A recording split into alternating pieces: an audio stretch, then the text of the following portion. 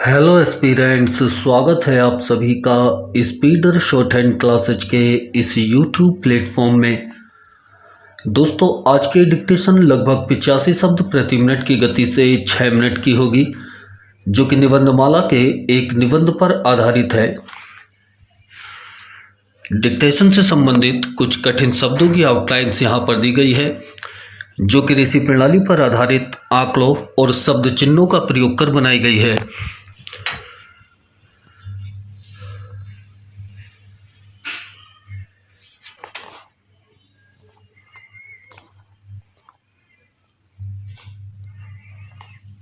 आप कुछ देर इनकी प्रैक्टिस करने के बाद रेडी हो जाइएगा डिक्टेशन लिखने के लिए 5 सेकंड में।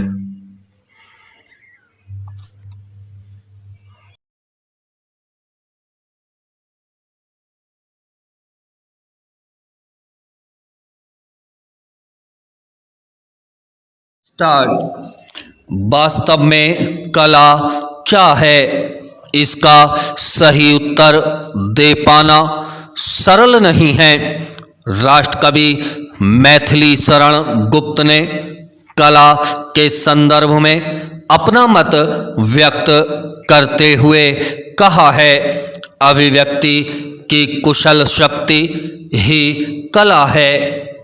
इटली के महान विद्वान ने भी कला को अभिव्यक्ति का साधन मानते हुए कहा है, कला का संबंध केवल स्वानुभूति से प्रेरित प्रक्रिया से है। जब कोई कलाकार स्वानुभूति को सहज एवं स्वाभाविक रूप से अभिव्यक्त कर देता है तो वही कला का रूप धारण कर लेती है।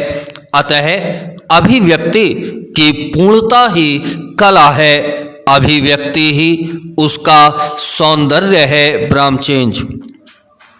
एक अन्य विद्वान ने कला को परिभाषित करते हुए लिखा है, कला कलाकार के आनंद के श्रेय और प्रेय तथा आदर्श और यथार्थ को समन्वित करने वाली प्रभावोत्पादक अभिव्यक्ति है।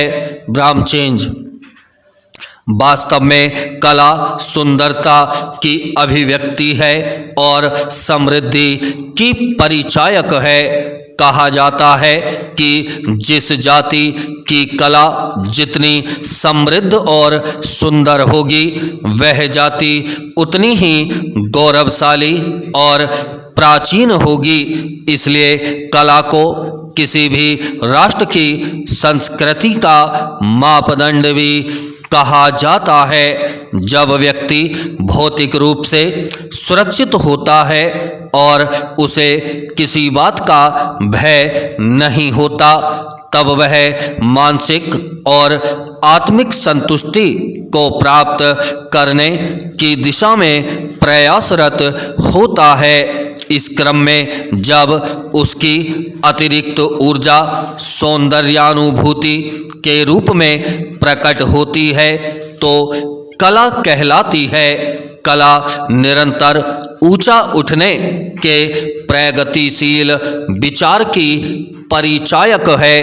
इसी के माध्यम से नवीन विचारों, आचार और मूल्यों का सृजन होता है। ब्रह्मचेंज। कला की दृष्टि से भारत बहुत समृद्ध है। भारत को विविधता का देश कहा जाता है।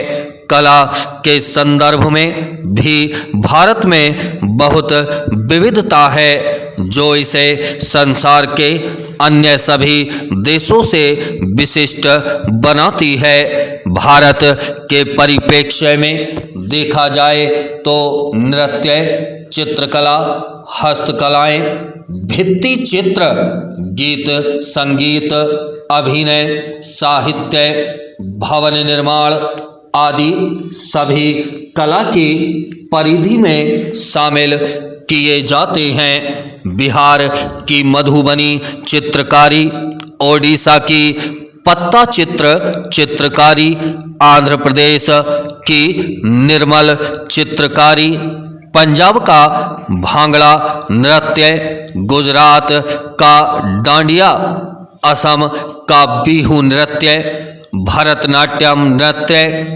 कथकली नृत्य, अजंता एलोरा के भित्ति चित्र, संगीत की विभिन्न विधाएं एवं राग रागिनी अभिनय की शैलियां, रामायण, महाभारत, संगम साहित्य, मेघदूत, दिलवाड़ा के जैन मंदिर, ताजमहल आदि के माध्यम से सौंदर्य की अभिव्यक्ति हुई है। अतः ये सभी कला के ही भिन्न भिन्न रूप हैं। ये सभी भारतीय संस्कृति का अहम हिस्सा है। भारत की कलाएं और उनसे जुड़ी कृतियां बहुत ही पारंपरिक और साधारण होने पर भी इतनी सजीव और प्रभावशाली हैं कि उनसे देश की समृद्ध और गौरवशाली विरासत का स्वतः ही अनुमान हो जाता है। ब्रह्मचेंज कला और जीवन का बहुत घनिष्ठ संबंध है।